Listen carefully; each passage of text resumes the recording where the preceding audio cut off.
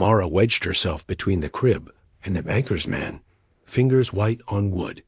He already had one hand on her baby girl, bunching the thin blanket as if she were a sack of meal instead of 6 months of breathing, laughing, soft warm life. "You're not taking her," Mara said, voice raw, throat scraped dry from arguing since dawn. The man, Harlan Pike, didn't bother to look at her, only shifted his weight like she was another obstacle in his long day of collecting debts for Elias Cutter. "Before we jump back in, tell us where you're from. If this story moves you, please subscribe. Tomorrow, I have a special story for you." Harlan's fingers closed over the baby's small body, and Wren made a startled sound, the kind she used when the wind rattled the shutters too hard. Only there was no wind, just heavy silence and the soft creak of the cabin settling around them. "Mr. Pike," Mara tried again, pushing her shoulder against his arm. "Elias doesn't want her.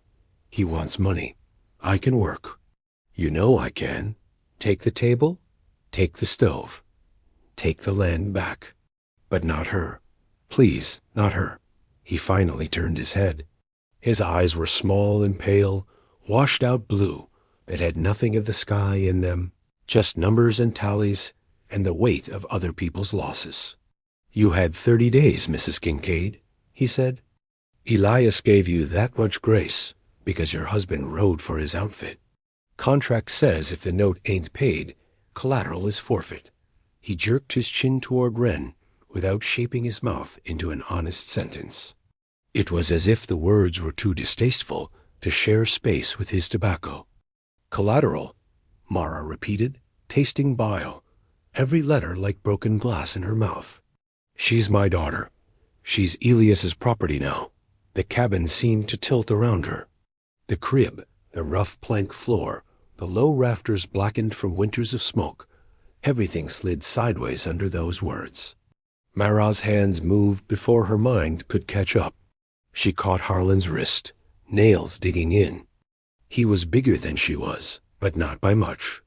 He smelled of horses and old leather and the sour tang of the saloon. "He can't own a person," she said. "He can't own a baby." Harlan's jaw flexed once. He eased his wrist away from her grip like a man dislodging a burr. "Lady, you signed what you signed." He pulled a folded paper from his vest with his free hand, the edges creased from too many readings. Jeb Kincaid took Elias's money, rode down to Pike's Crossing to play cards, and lost 3 months in a row. Elias extended the line on the say, so that he had a wife and child up here on this patch. This, he shook the paper once, says if the debt stands unpaid, Elias takes what's owed. Land, improvements, issue. They'd written her baby in ink like livestock. Mara's sight stuttered. For an instant, the room blurred, her body floating somewhere above itself, looking down at a kneeling woman who had worn the same faded dress 3 years running, who had calluses on her fingers from scrubbing and milking and chopping, and who had believed somehow that if she worked hard enough, life would be fair. "Jeb's gone," she said quietly. "He lit out months ago. You know that, not my concern?" Harlan bent again, his hand sure. "Debt's on the land, debt's on the name. You answer for him, Mrs. Kincaid." Mara grabbed the other side of the crib, bracing her feet. Wren's dark eyes blinked up at her, confused but calm. She had Jeb's eyes, everyone always said, that same deep brown. But there was nothing of him in the way she smiled when Mara sang while hanging laundry, or the way she batted at the light like she was trying to catch it. "I'll ride to Blackthorn," Mara said fast. "I'll speak to Elias myself. He's not a monster. He doesn't need. He has cattle, horses, men. Why would he need her?" Her voice cracked. "He's just trying to scare me." Harlan lifted Wren in one practiced sweep, tucking the baby against his chest. Wren's face scrunched, her mouth puckering, not quite ready to cry, as if she hadn't decided whether this was a game. "He doesn't need her," Harlan agreed. "But he owns her. There's a difference." He started for the door. Mara moved with him, her hands out, not sure where to put them. On his sleeve? Around his throat? She'd never hit a man in her life, but her body felt like it might try. "Harlan," she whispered, "please. I'll sleep in the dirt outside his house if I have to. I'll cook for his men. I'll shovel out his latrines. I'll do anything. I'll even sign myself over. A grown woman is worth more than a baby, you know that.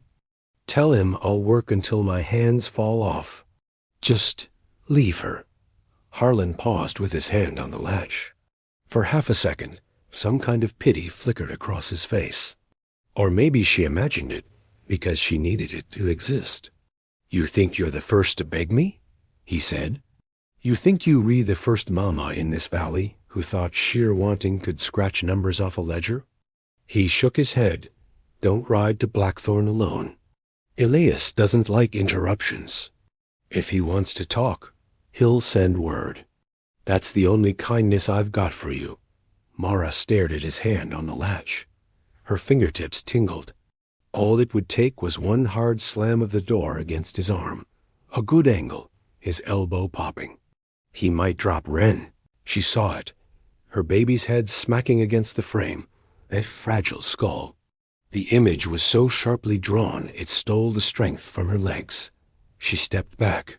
Harlan opened the door and walked out into the hard light, carrying Wren away.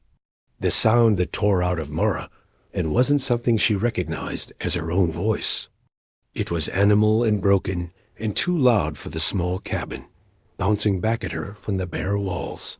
No one was out there to hear it. No neighbor within shouting distance, no passing rider to take pity.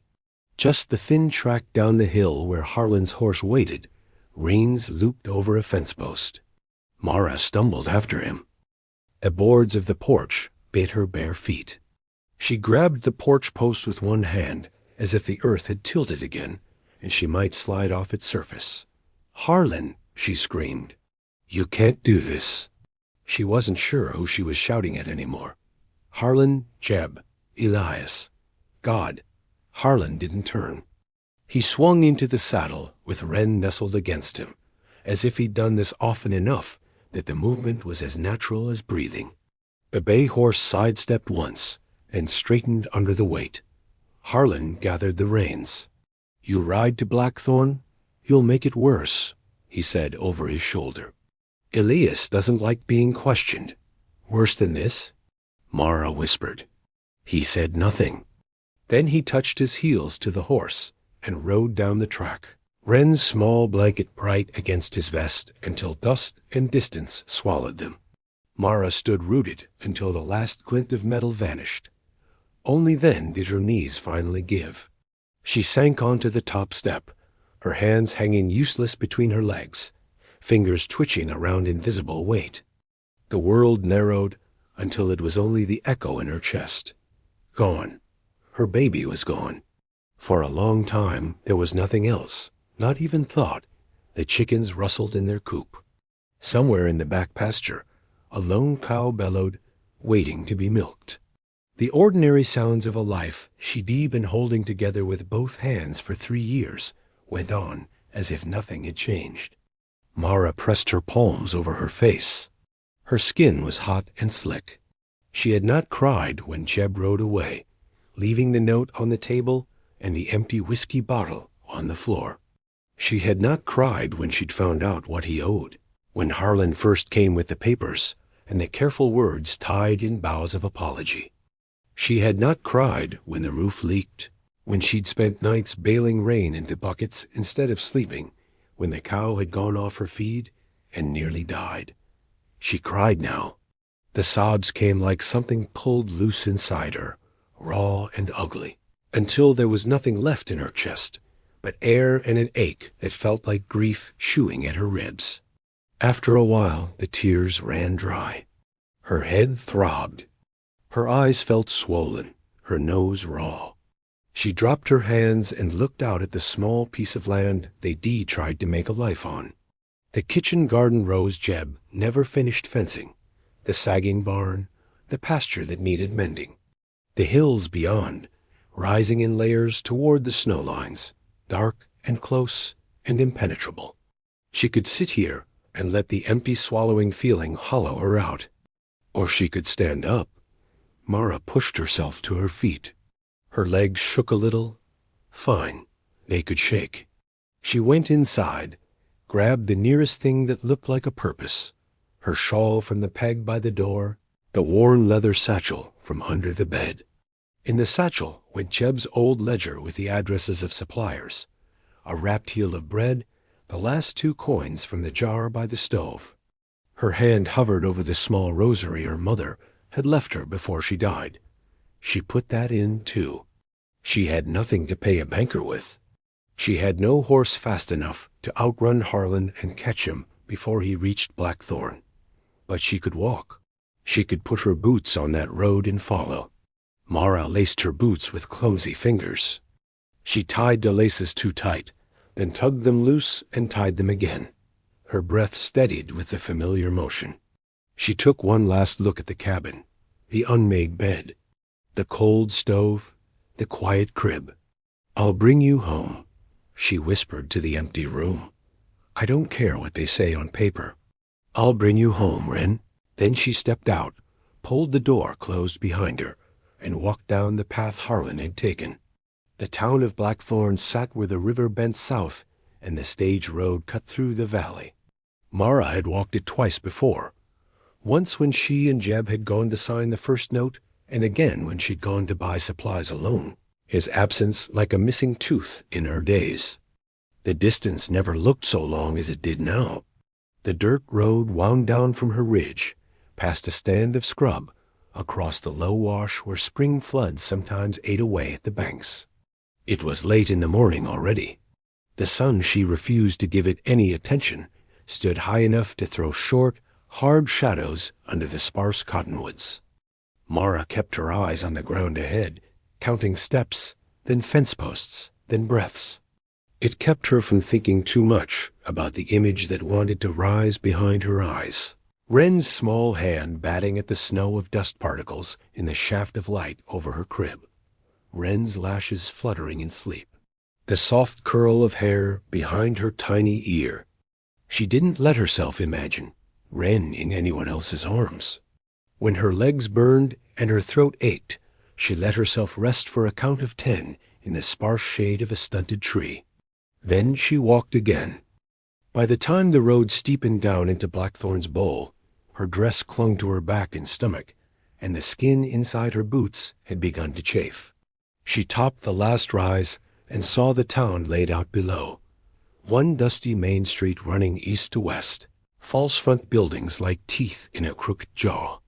To the north, Elias Cutter's big house sat on a small rise, overlooking everything, white boards gleaming against the darker hillside. Mara paused, chest heaving. She could see Harlan's bay horse tied at the rail outside Cutter's place, a small blur of color against the white. Her heart tried to leap into her throat. He hadn't left yet. She started down the hill faster than was wise, her feet skidding on loose rock. She regained her balance once by grabbing an outcropping, skinning her palm. Blackthorn sounds rose to meet her. Desert quiet most days, but louder now, with a few wagons creaking, a hammer ringing somewhere, the low murmur of voices from the saloon, even at this hour. At the midway point, the church bell gave a single, sharp clang, noon. The sound rolled through the street, momentarily drawing everyone's attention upward. Mara barely noticed.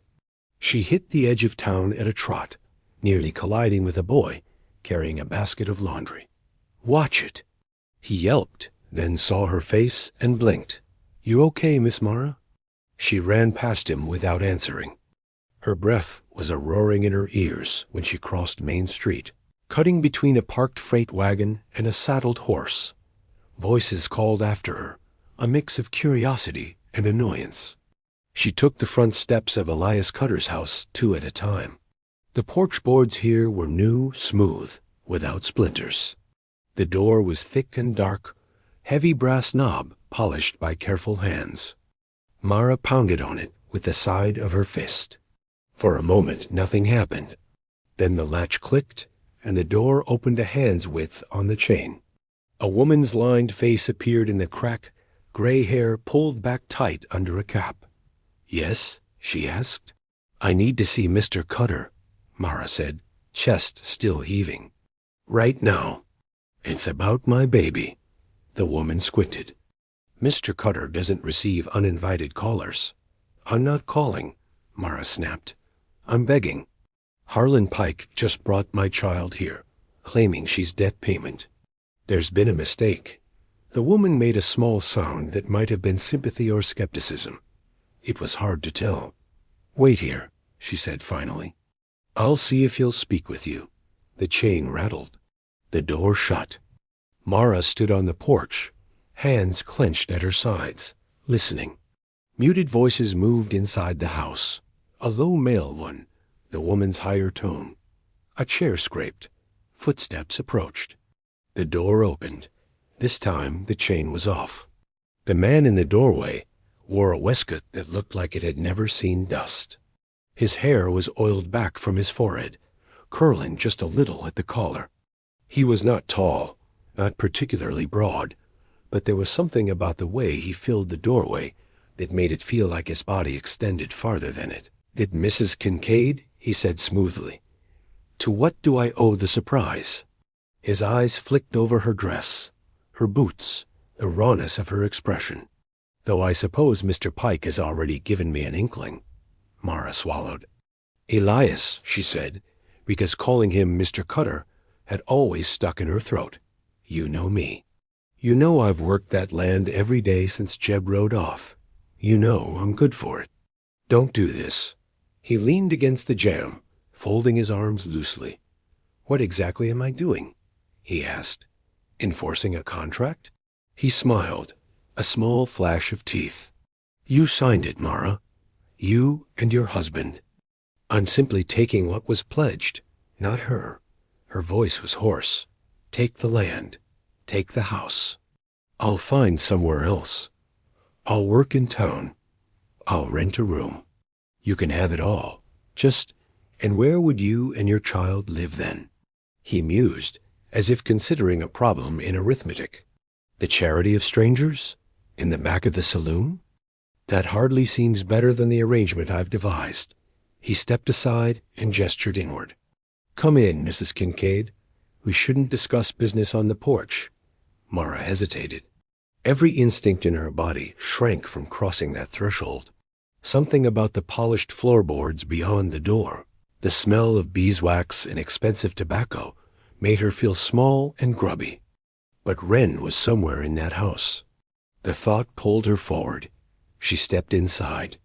The entry hall was cooler than outside, shadows softening the sharp lines of the furniture.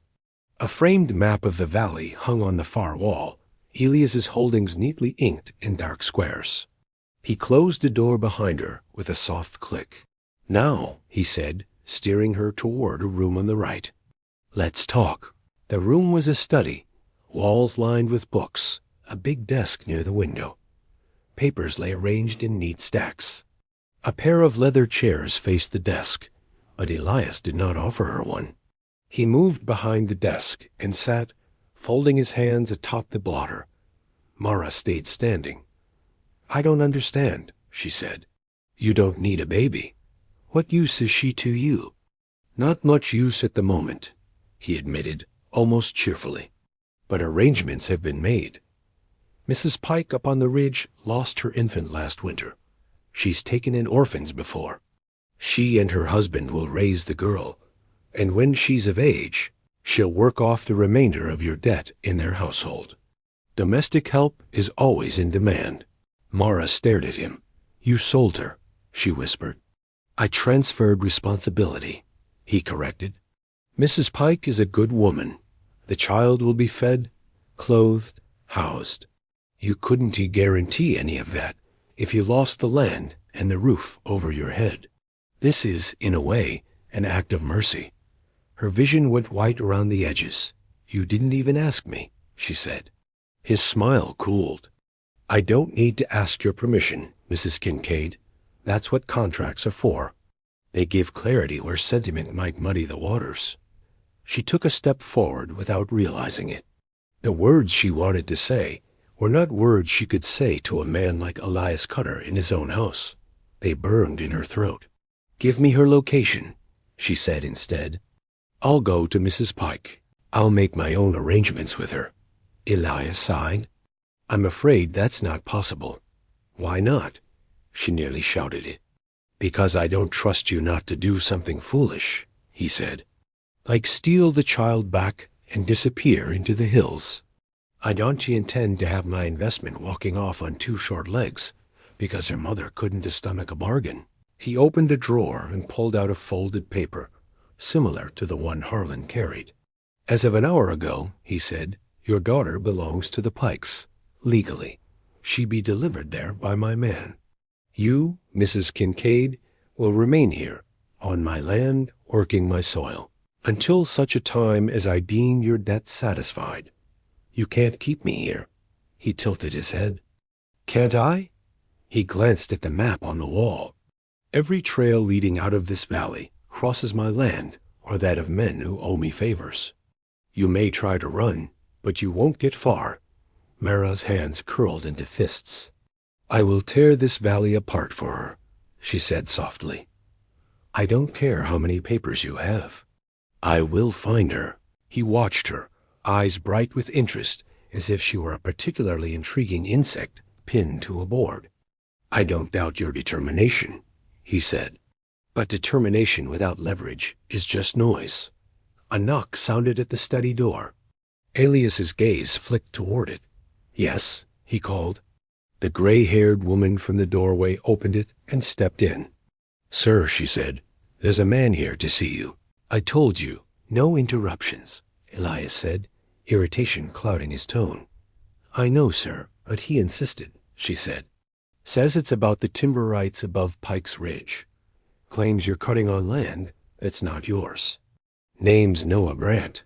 Mara's attention snagged on the name. She'd heard it before, in muttered conversations at the mercantile. A man from the high country. A trapper. A hunter. A mountain man who came down 3, maybe 4 times a year to trade pelts and disappear again into the pines. "Grant can wait," Elias said. "I'm busy. He said he'd only come this once, sir." The woman's fingers tightened on the edge of her apron. "And he doesn't look like the patient type." There was a faint note of unease in her voice that made the hairs on Mara's arms stand up. Elias's mouth thinned. "Fine," he said. "Put him in the front parlor. I'll see him directly." The woman nodded and pulled the door nearly closed behind her. Elias turned back to Mara.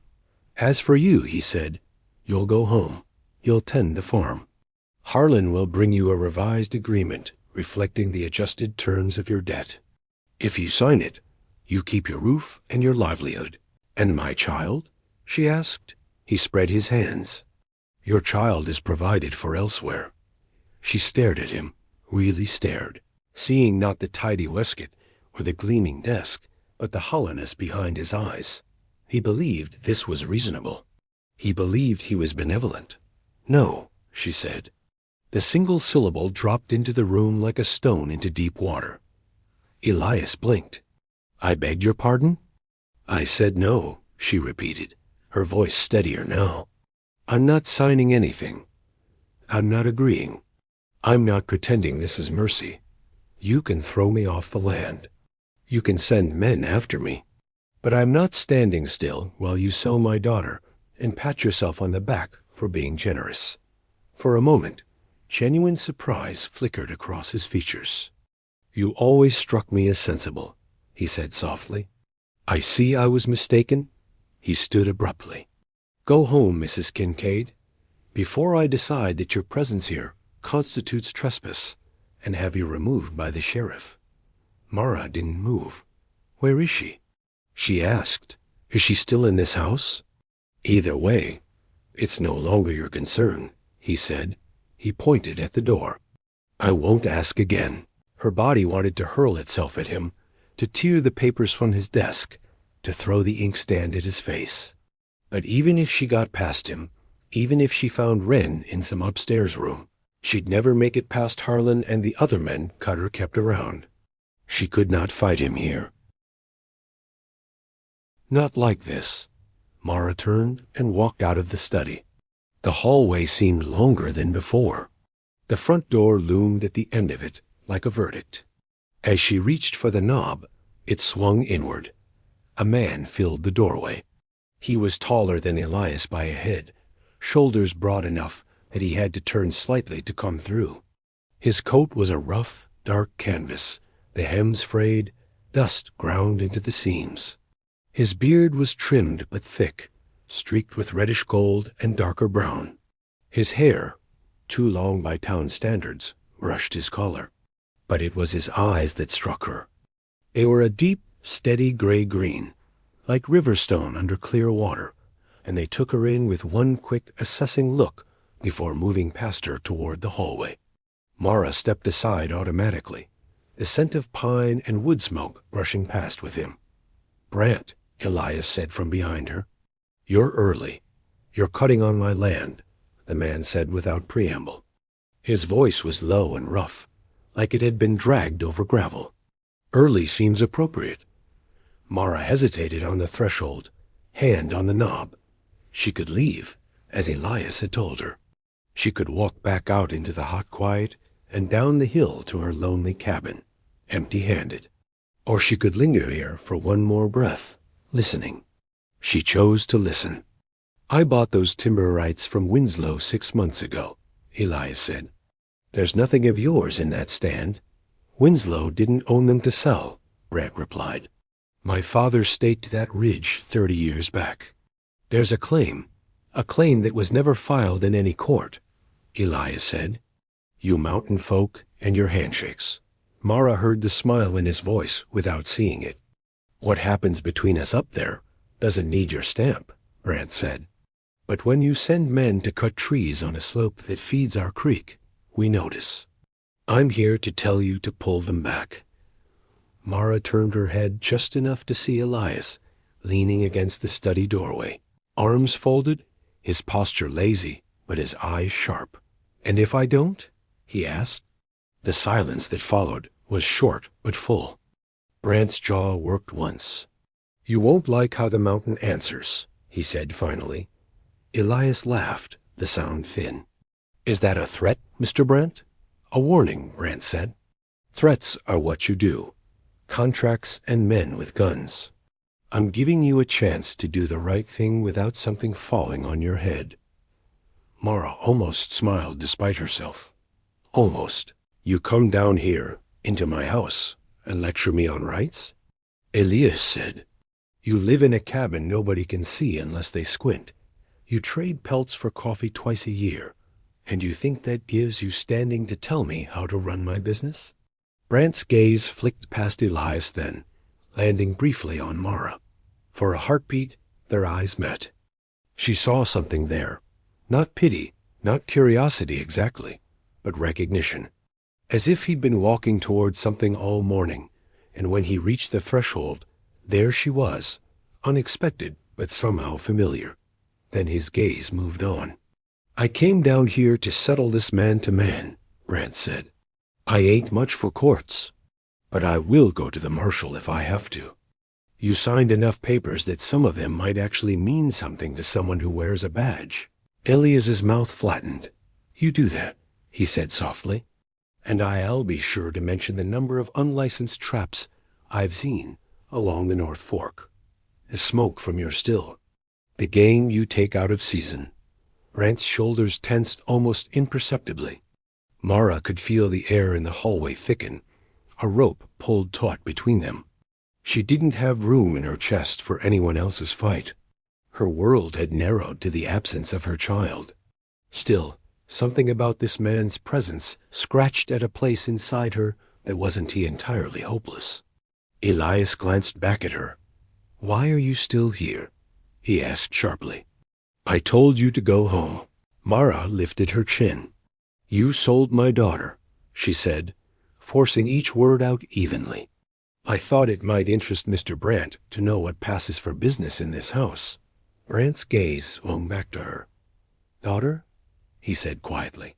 Elias extended my husband credit, she said. She refused to look at Elias when she spoke. She spoke to Brant instead. When the note came due and my husband didn't, he took my baby as payment and sold her to another family. Elias made a sound of annoyance. Enough, Mrs. Kincaid. Brant's face didn't change much. The lines around his eyes deepened slightly. That so? He asked Elias. It's none of your concern, Elias said briskly. Debt is debt. I arranged for the child to be placed somewhere she'd be cared for. You know as well as anyone what happens up in those cabins when men run off and leave women alone. Brant's eyes chilled. I know what happens when men who have everything decide they're owed more, he said. He looked at Mara again. Where is she? He asked. Mara's throat thickened. I don't know, she said. He won't tell me. Brant turned back to Elias. You won't tell her where her own child is? He said. I don't answer to you, Elias snapped. And I'm done indulging this spectacle. Mrs. Kincaid, get out of my house. Mr. Brant, if you have a legal complaint about timber rights, you may file it with the circuit judge next month. Until then, stay off my land. He made a small dismissive motion with his hand. The gray-haired housekeeper appeared again, as if summoned by the gesture. Show Mrs. Kincaid out, Elias said. Mara had a sudden, wild thought to refuse, to grab one of the heavy candlesticks from the sideboard and start swinging until someone stopped her. Instead, she stepped past Brant, the scent of pine and damp earth catching at the edges of her senses again. As she moved through the doorway, his voice came low, pitched so only she could hear. What's your name? He asked. Mara Kincaid, she said. He nodded once, as if memorizing it. I'll find you, he said. We're not done. She didn't know if that was a promise or a warning. Outside, the noon glare hit her like a slap. She descended the steps on legs that felt both numb and too light. The town blurred at the edges. She heard fragments of conversation from the street, the jingle of harness, a dog barking somewhere. Her baby was out there somewhere in that wide, hard country, in the hands of strangers who saw her as a tally mark in a ledger. Mara started down the hill toward home, because there was nowhere else to go. She didn't make it all the way back. Halfway up the long grade leading to her ridge, her legs finally refused another step. She sat down on a rock at the side of the road, head hanging, breath rasping. The world around her felt huge and indifferent. When she finally lifted her head again, her eyes gritty, a rider was coming up the road toward her. For a second, her heart leaped, ridiculous hope flaring. Harlan, bringing Wren back, saying it had all been a cruel joke. But the horse was darker, bigger, and the man on its back sat with an easy, grounded seat that said he belonged more in a saddle than on a chair. Noah Brant reined in a few paces away and looked down at her. I figured you'd make it this far before you ran out of steam, he said. Mara blinked. I didn't ask you to follow me. He shrugged, one shoulder lifting. You looked like you were walking on stubborn more than strength, he said. Stubborn runs out. Road doesn't. He swung down from the saddle with unhurried grace. Up close, he was even taller than he'd seemed in the doorway. His coat smelled faintly of wood smoke and the sharp, clean scent of high places. He looped his horse's reins over a low branch and came to stand a little ways off, giving her space. You all right? He asked. She laughed, the sound brittle. Fine, she said. Lost my child to a ledger entry and got told I'm not to ask where she is. That counts as fine these days, doesn't it? His eyes softened. I heard enough to know you got dealt a dirty hand, he said. Elias is real good at stacking the deck. I signed the papers, she said. I let Jeb talk me into it. Maybe it ain't that dirty. Brant was quiet for a moment. You signed something thinking it's your only chance to keep your family fed, that ain't to the same as the man on the other end, knowing he built the table so it tilts his way, he said. Mara stared at him. You talk like you've sat at his table before, she said. He made a small sound that might have been a laugh. Not Elias's, he said. Men like him, though. Men who hold the paper and the power and pretend it's God that picked them. She dropped her gaze to her hands. I don't need kindness, she said. I need my baby. He nodded once. Good, he said, because I'm not much good at kind. I'm better at other things. She looked up. Such as? She demanded. Finding things that don't want to be found, he said. Tracking, watching, making men regret decisions. She narrowed her eyes. Why would you help me? She asked. You don't even know me. Brant looked past her for a moment, toward the distant rise, where her cabin sat like a small scar against the hillside. You said in there you'd tear the valley apart for her, he said quietly. I know what that feels like. Having someone out there you'd do anything for. And I know what it is to be told by men with soft hands and clean boots that you don't have the right. Mara's throat tightened. You got a child? She asked. His jaw clenched. I had a little sister, he said. Once, men with papers took her too, in a way. Different circumstances. Same smell. He shook his head as if brushing away ghosts. Point is, Elias thinks he's the mountain because he owns a big house on a hill, Brant said. He ain't. The mountain's older than him. Wilder. I know its back trails, its hiding places, its people. He forgets about folks like me because he doesn't see us from his porch.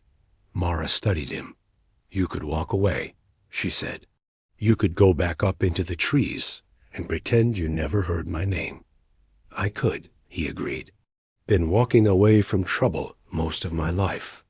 But sometimes the mountain sends something down that looks enough like your own past that you got to decide whether you're going to keep being the man who walks away. He met her eyes. I'm tired of walking, he said simply. Something in her chest shifted. You think you can find her? She asked. I think I can find Harlan's tracks, and I think there is only so many places in this valley.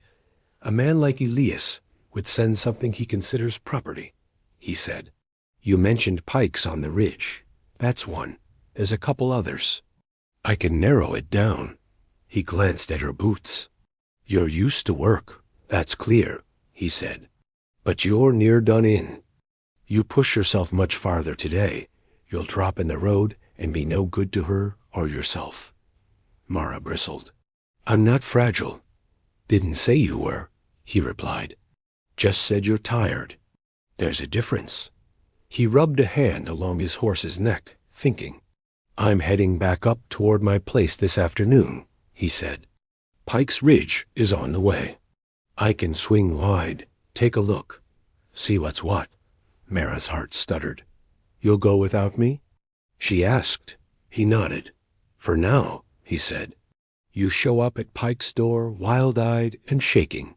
They'll slam it in your face and call Elias. I ride up on a ridge to check a trap line, ask a few questions about new mouths in the house. Nobody thinks twice. Folks talk to me more than they talk to the likes of him. Her hands tightened on the edge of the rock. What if they hurt her? She whispered. His eyes gentled. From what I've heard, pikes ain't cruel, he said. Hard, sure. Practical. But they lost a babe last winter. A woman who's buried one is likely to hold another careful, even if the way she got handed that child wasn't right. I'm not saying it's good. I'm saying she's likely safe this hour and the next. The breath left Mara in a shaky rush. You'll come back and tell me, she said. I will, he said. He held out his hand. You got my word. Her gaze dropped to his palm. It was rough, calloused, a small scar across the base of the thumb. This was a man who used his hands for more than penned ink. She put her hand in his. His grip was firm, not crushing, the pressure warm. For the first time since Harlan had walked into her cabin, something in her that was not despair stirred. I live up there, she said, nodding toward the ridge. First cabin past the bend. You can see the crooked chimney from the road. He nodded once. I'll find it, he said. He helped her stand, his other hand steadying her elbow. "Take the rest of the walk slow," he said. "Drink when you get home. Eat something if you can stomach it. Lock your door tonight." "You think Elias will send someone?" she asked. "He won't like that you spoke up in front of me," Brant said. "He won't like that I heard it. But he's careful. He'll think first. That buys us a little time." Us. The word lodged in her like a small, unexpected ember. Brant mounted up again, the horse shifting under his weight. He touched 2 fingers to the brim of his hat. "Hang on, Mara Kincaid," he said. "I'm going to see what the Pikes have that doesn't belong to them." Then he nudged the horse into motion, riding past her up the road toward the narrowing cut where the hills rose steeper. Mara watched him until the bend swallowed him. Then she turned and began the walk back to her empty cabin. The house felt even smaller when she stepped inside, as if it were physically contracting around the hollow where Wren should be. Mara set her satchel on the table and poured herself a cup of water from the jug, her hands shaking just enough to make small ripples in the cup. She drank because he told her to, because it was something she could obey that wasn't Elias. She cut a slice from the bread heel and chewed it slowly. It tasted like dust in her mouth. The afternoon crawled. She tried to busy herself, sweeping the floor, straightening the bed, tidying the few dishes. Every time her gaze snagged on the crib, a fresh wave of nausea rolled through her. She forced herself to go out to the barn and milk the cow, because animals did not understand ledger entries or grief. They understood full udders and empty troughs. The simple, familiar motions steadied her a little. She spoke aloud to the cow as she worked, nonsense mostly. "He thinks he can just sign a paper and erase us," she muttered. "As if we're ink. As if we're nothing but marks on a page.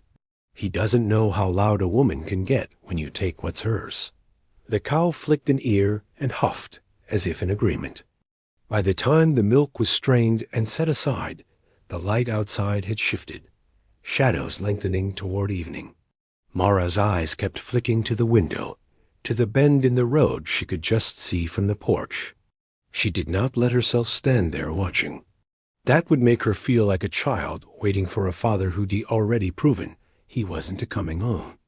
She chopped vegetables from the garden, dropped them into a pot with water and a scrap of salt pork, and let the thin stew simmer. When the first star pricked the sky, she finally gave in and stepped onto the porch. The road lay quiet. Her heart pinched. Maybe he won't come, she thought.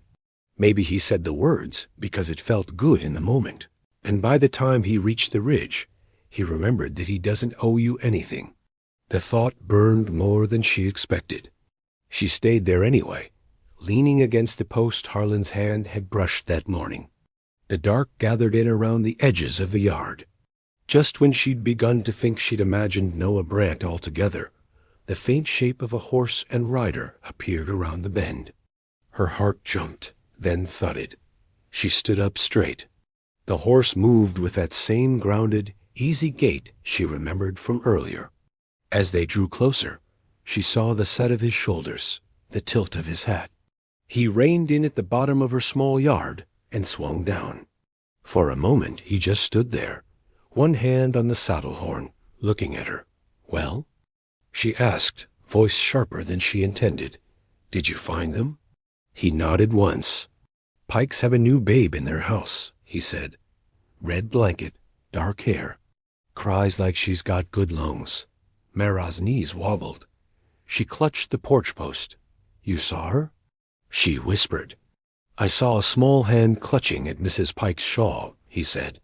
Hard to mistake the way a woman holds a child that's not hers, but might be if she lets herself love it. Mara closed her eyes for a moment, fighting fresh tears.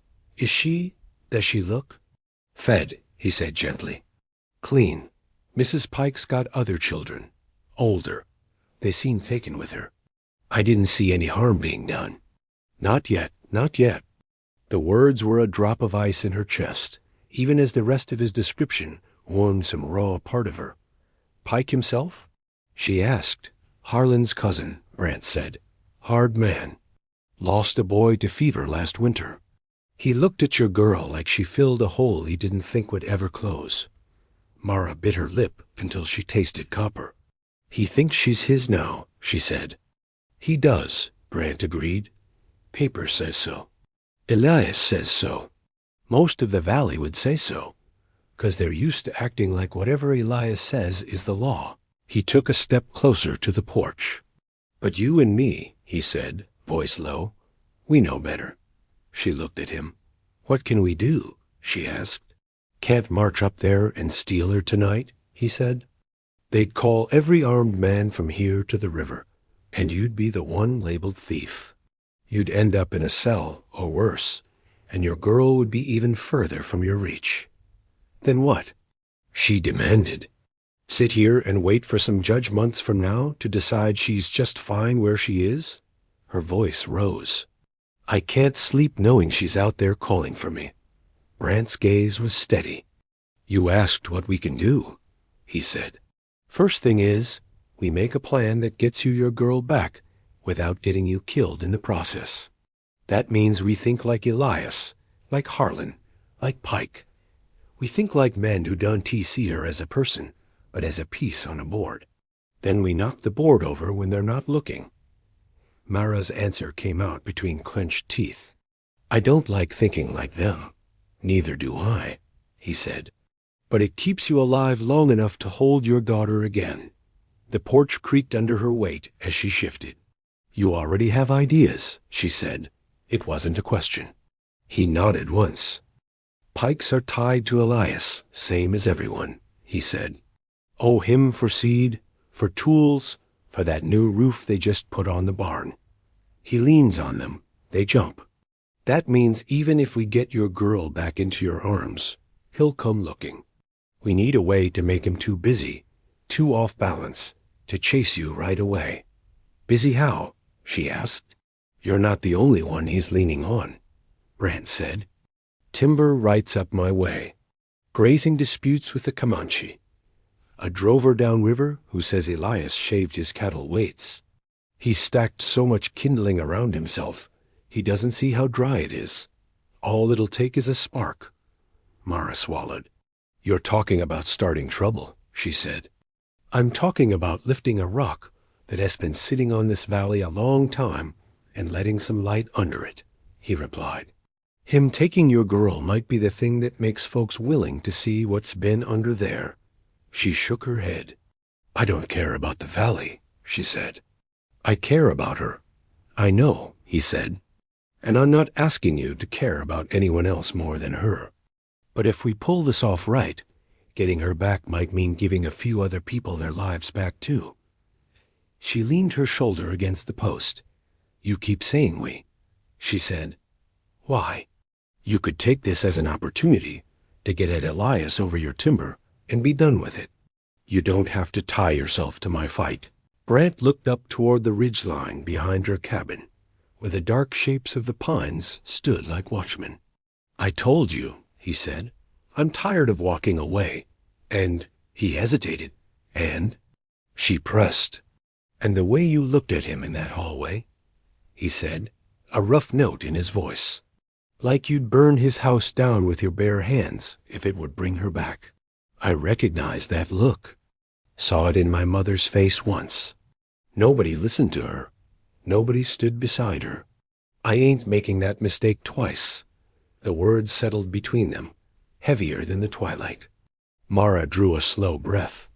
What do you need from me? She asked. His mouth quirked, the ghost of a smile. For now, he said. Food. I've been riding since before dawn. Thinking about toppling a man like Elias makes me hungry. Despite everything, a small huff of laughter escaped her. I have stew, she said. Of a sort. Sort's my favorite kind, he said. She stepped back and held the door open.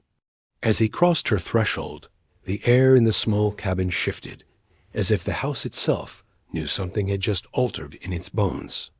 Noah Brant set his hat on the peg by the door, like he'd been there 100 times before, and took the chair at the table that had always been Jeb's sin. Mara ladled stew into chipped bowls, her movements automatic. As they ate, they talked in low voices about Pike's house, about the ridge, about which trails might be watched and which forgotten. Brant sketched a rough map on the table with his finger, tracing lines in an old spill of flour. "Here's Pike's," he said. "Creek runs back of their place.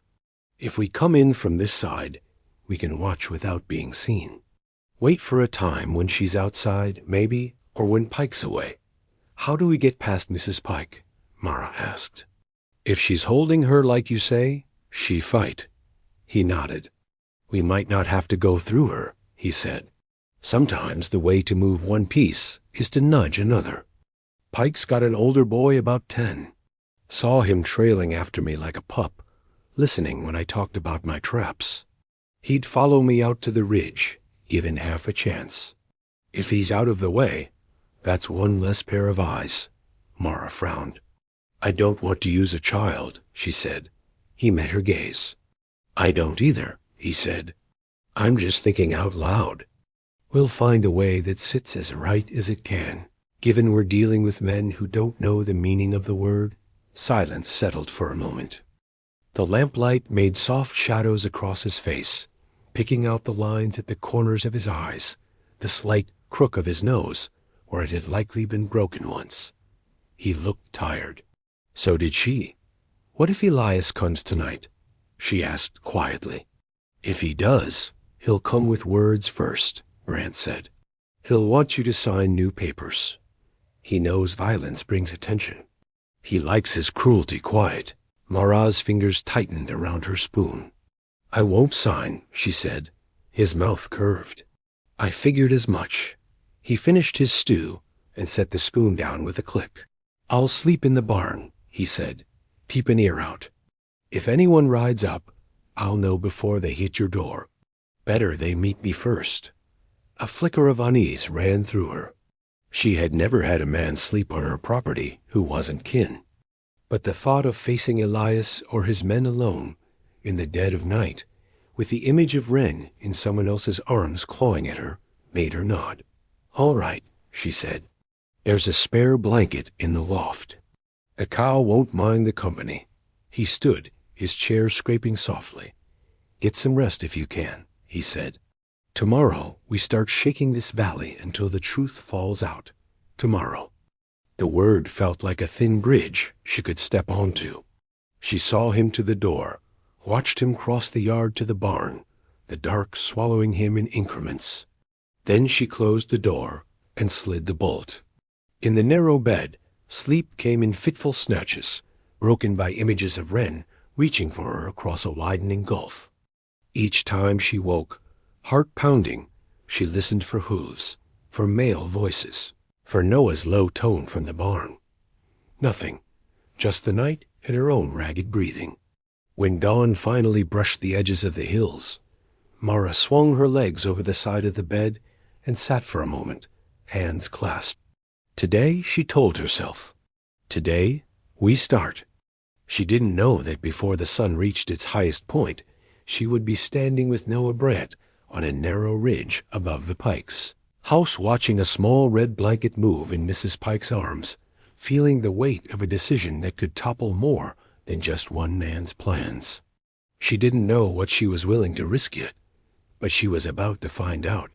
This story took us a long time. If you like it, subscribe. Now, back to the story. Noah woke in the barn to the faint creak of the cabin door. For a heartbeat, he lay still on the bed of old hay, listening. A cow shifted, wood creaked, and outside, the ridge held that tight, waiting quiet just before morning. Mara stepped onto the porch, boots in one hand, shawl around her shoulders. Even from the barn he could see the way she moved slow at first, like all her years had landed on her in the night, then straighter, jaw set. She wasn't done. That was all he needed to know. He pushed to his feet, ducked out into the chill, and crossed the yard. "You don't sleep much," she said when she saw him. "Sleep's for folk who ain't got a fight on their hands," he answered. "You ready?" Her fingers tightened on the boots. I've been ready since he put his hand on her crib, she said. Then we start, Noah replied. They rode double as far as the trail allowed, then climbed on foot, leading the horse through scrub and rock. The sun crawled up behind them, throwing long shadows, but their focus stayed ahead. Noah's body moved by habit, boots finding the right holds, eyes reading the slope. Mara followed close, skirts breathing hard but steady. If you need to stop, he began. I don't, she cut in. Not while she's up there. He believed her. They reached a shelf of rock above the pike's place and dropped into a crouch. Below, the clearing was just waking up. Thin smoke from the chimney. A dog weaving between chicken coops, wash already flapping on a line. There, Noah murmured. The front door opened. A stout woman stepped out with a bundle in her arms, a boy trailing at her heels. The blanket around that bundle was red. Mara's breath hitched so sharply, Noah heard it over the morning noise. Easy, he said softly. Look close. Let your eyes tell you before your heart does.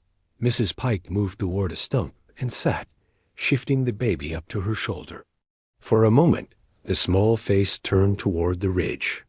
Even at that distance, even with the gap between them full of air and light, Mara's body recognized her daughter. Her hand clamped on the rock until her knuckles went bloodless. That's her, she whispered. Noah watched Wren's small fist push out of the blanket, batting at nothing, watched Mrs. Pike's hand settle naturally on the baby's back. She looks whole, he said. Fed, held. It matters for now. It matters, Mara said, eyes bright. But it's not enough. Didn't say it was, he replied. They watched the clearing breathe into its day. Pike came from the barn, tall and stringy, moving like a man who'd gone hungry more than once. Two older children hauled water. Mrs. Pike rocked Wren as she did small chores within arm's reach.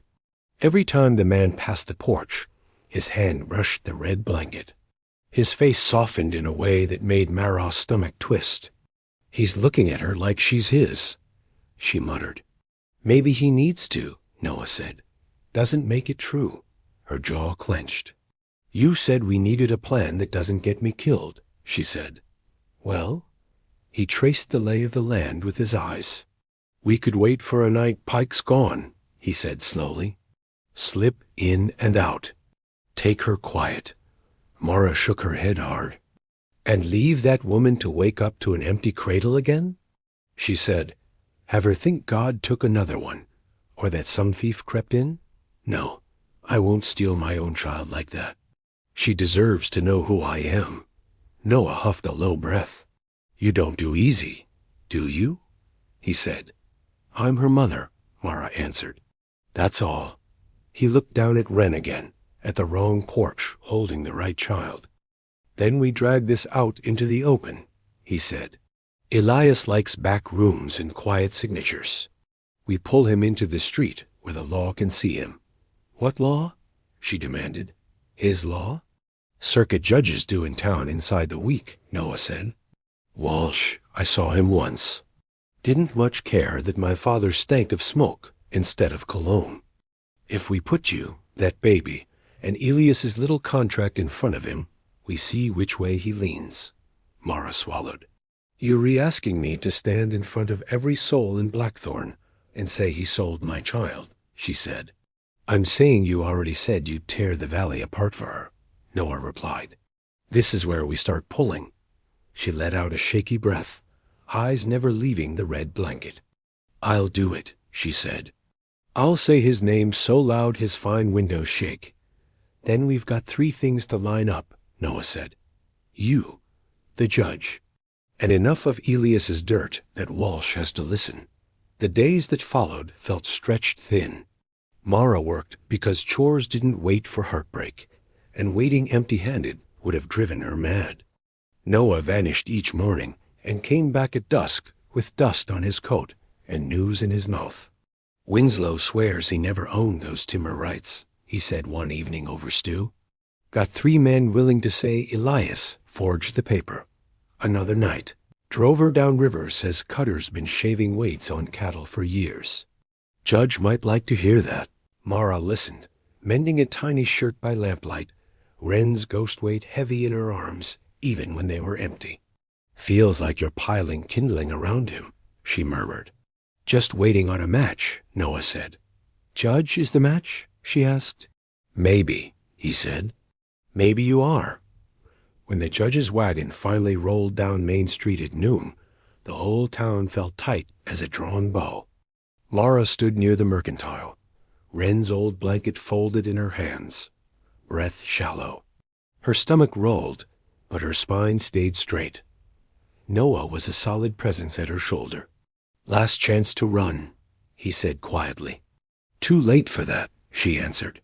Judge Walsh stepped down from the wagon plain coat, tired eyes, the leather folder of his office tucked under one arm.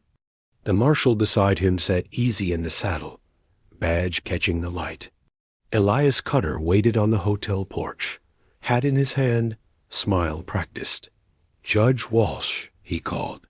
Blackthorn's honored. Judge, Noah said, his voice cutting clean through Elias's greeting. Heads turned. Walsh's gaze settled on him. You're interrupting court business, son, Walsh said. Best have reason. I do, Noah replied. He tipped his head toward Mara. She does more. Walsh looked at her. Name? He asked. Mara Kincaid, she said. Widow, mother. Her hands shook, but she made herself step farther into the street. That man, she pointed at Elias, took my baby girl as payment on my husband's debt, wrote her down like property, and sold her to the Pikes without my say-so. A sound rippled through the watching crowd. Walsh's mouth tightened. Is there a child? He asked. Mrs. Pike, pale, clutched the red-wrapped bundle tighter. Pike's hand stood heavy on his pistol. Hold her up, Mara called, voice breaking. Let him see what he signed away. Mrs. Pike hesitated, grief and guilt warring across her face. Then she turned, lifting Wren so the judge could see the small, confused face half buried in red cloth. Walsh's gaze sharpened. Mr. Cutter, he said, on what authority do you claim a living child for debt? Elias stepped down from the porch, palms up. Judge, this is being painted uglier than it is, he said smoothly. Mrs. Kincaid's husband owed more than their failing land could cover. I arranged for the babe to be placed with a stable family until she's of age to work. Everyone benefits, except the mother who wakes to an empty crib, Mara cut in. Except the child screaming for someone who isn't there. Children are adaptable, Elias said. Better she grow up where there's security than on a patch of dust. Answer the question, Walsh snapped. Did she knowingly sign this child over? Elias pulled papers from his vest. Walsh took them, scanning fast. Line 3 on the back of a second page, he muttered. You buried it. He lifted his head. Did you ever say plainly, in words she could understand, that her child was collateral? He asked. Harlan Pike shifted uneasily. Papers clear, he said. Issue listed with land? That wasn't what I asked, Walsh replied. Did you speak it? Or did you hope she'd be too desperate to see what you'd done? Neither man answered. Noah stepped forward a pace. Judge, you got my letter about the timber on the North Ridge, he said. And the forged deed Elias waved around. Man who hides one thing in fine print doesn't stop at one. Walsh's eyes flicked between them. I did, he said. And I've been inclined, since I set eyes on this valley today, to believe my docket just got a lot fuller. He folded the papers in his hand sharply. Hear me plain, Mr. Cutter, he said. This territory doesn't recognize contracts that treat children as property.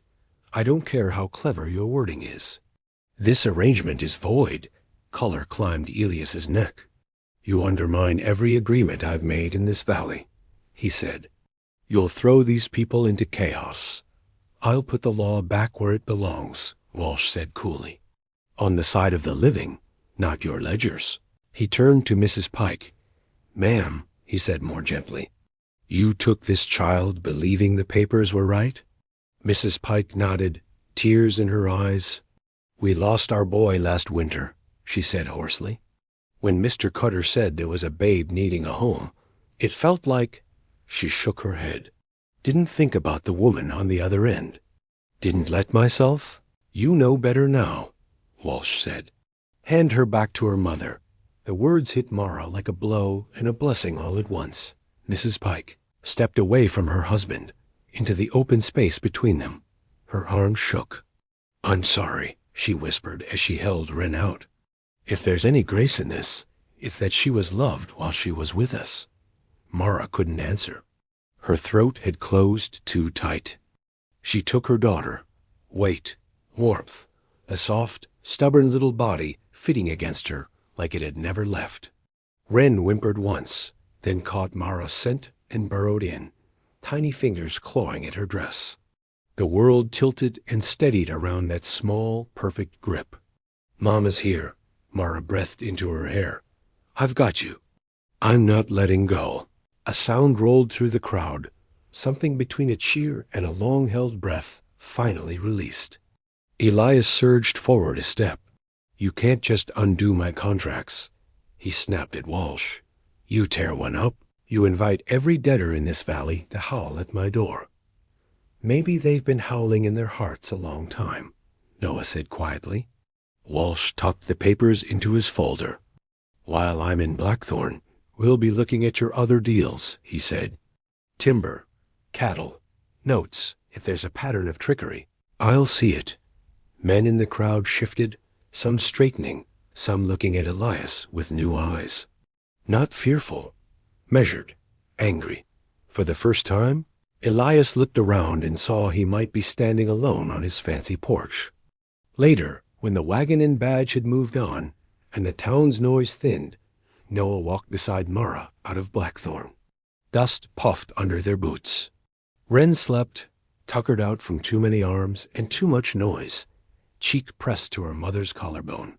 You stood steady, Noah said quietly. Didn't flinch. My legs were shaking, Mara admitted. No one saw that, he said. They saw a woman who wouldn't. To let a man write her out of her own story. She looked down at Wren. I did it for her, she said. I know, Noah answered, but some of them will go home and look at their own papers different because of you. They walked in silence a while, the road climbing toward the ridge. What happens with the debt now? He asked. If Walsh tears his lies apart, maybe there's less of it, she said. If not, I'll pay what I can working honest. I'll scrub floors, take in washing, cook for crews. But no more signing what I don't understand. He nodded. You won't be doing it alone, he said. She shot him a sidelong glance. You going back up to your mountain for good? She asked. Trees and traps, and no one to pester you but bears? He smiled, faint but real. Mountain's not going anywhere, he said, and I figured as time I learned what it is like to sleep under a roof that doesn't to move with the wind all the time. There's fences up your way need straightening. A roof wants mending. A little girl who lol needs someone to point out where the wild berries grow when she's big enough to walk that far. I don't have much to pay with, she said. Stew most nights. Maybe pie when the orchard remembers how to be kind. I've lived on less, he replied. Besides, I ain't charging you. Mountain carried me down into this. Feels wrong to pretend I'm just doing you a favor. She huffed a small, disbelieving breath.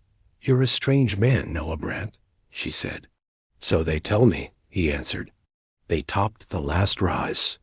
Her crooked chimney cabin came into view, small and stubborn against the slope. This morning it had been an empty place. Now, with Wren's slow breathing warm against her, it looked like a home again. Mara stopped for a moment, taking it in. You can turn back still, she said quietly. You've done more than enough. Noah shaded his eyes with one hand, studying the little house, the lean barn, the scraggly fence line. I'll fetch my gear from the ridge, he said. Be back by dusk. If that's all right. Her throat tightened. "It's all right," she said. He tipped his hat. "Then I'll see you at supper, Mara Kincaid," he said. "We'll talk about how to keep this place yours on your terms, not his." She watched him ride off, feeling something new settle under her ribs, still fragile, but real. Not safety. Not yet. But the beginning of it. She looked down at her daughter. "We're going home," she whispered. Ren blinked up at her, unfocused but content, tiny mouth working around a fist. Mara stepped toward the cabin, every board and nail and stone suddenly precious. Behind her, the valley was changing slow, almost shy, like a herd testing new grass. Men would argue. Papers would be waved, wrongs wouldn't vanish overnight. But they had seen Elias Cutter told no. They had watched a mother refuse to bow. They had watched a mountain man ride into town at noon and stand on her side. Those things did not unhappen. She shifted Ren higher on her hip, opened the door, and crossed the threshold. Whatever came next, she'd face it standing up, for herself, for the child who had been written in ink, and then written back out again by her mother's hand. 2 more great stories are next. Don't miss them. Subscribe and turn on notifications.